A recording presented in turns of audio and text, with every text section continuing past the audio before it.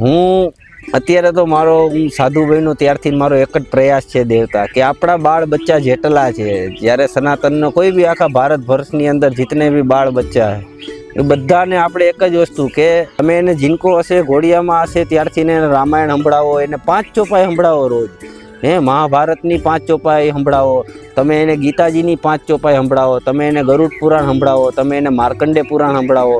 આપણા આટલા 18 પુરાણ છે, આપણા 108 ઉપનિષદો છે, આપણે એવડી મોટી સભ્યતા છે, 4 વેદ છે, તો એમની અંદર આપણે શું કામ નથી જાગતા? એ આપણે એક મોટો એવો માઇનસ પોઈન્ટ છે દેવતા. એ કર્તવ્ય આપણું જ છે. એટલે આપણા બચ્ચાઓને ધીમે ધીમે આપણે અત્યારે આવડા બીજ કે હરરોજ પ્રતિદિન 5 ચોપાઈ કે 5 ચોપાઈથી બચ્ચા ફ્રેશ રહેશે. કારણ કે એના મગજમાં લોડ નહીં રહે. એટલે ત્યારથી ખબર પડશે કે રામ એટલે શું. એને રામચરિત સાંભળી છે તો એને ખબર હશે કે રામ એટલે શું. શિવ પુરાણ સાંભળ્યું હશે તો એને ખબર હશે કે શિવ એટલે શું. એને ગરુડ પુરાણ સાંભળ્યું હશે તો એને ખબર હશે કે આપણા ગરુડ ભગવાન કેવા છે.